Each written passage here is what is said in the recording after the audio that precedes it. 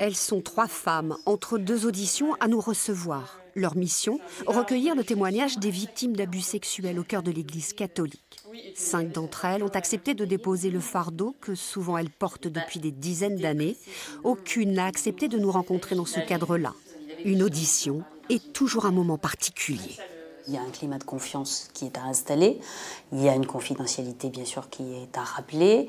On demande aux personnes qui témoignent si elles souhaitent, si elles sont d'accord pour qu'on les enregistre, puisque ça fait partie de notre démarche, nous, d'avoir cette matière recueillie, qu'on puisse ensuite retranscrire et dont on puisse évidemment analyser de façon approfondie le contenu. Et puis après, les personnes, à leur rythme, comme elles le souhaitent, rentrent, j'allais dire, dans le récit. Ce Tour de France de la SIAZ, commission indépendante sur les abus sexuels dans l'Église, a notamment pour mission de rompre le silence pour tenter de comprendre un système qui a brisé des vies. Peu de temps avant la réunion publique organisée le soir même, des victimes se retrouvent dans un bar. Leur récit affleure.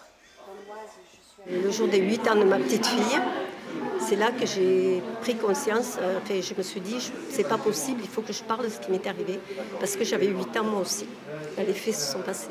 Tous les enfants à qui c'est arrivé, je peux comprendre qu'il y en a qui tombent dans la drogue et qui tombent dans la délinquance, dans tout, parce que c'est terrible, c'est traumatisant.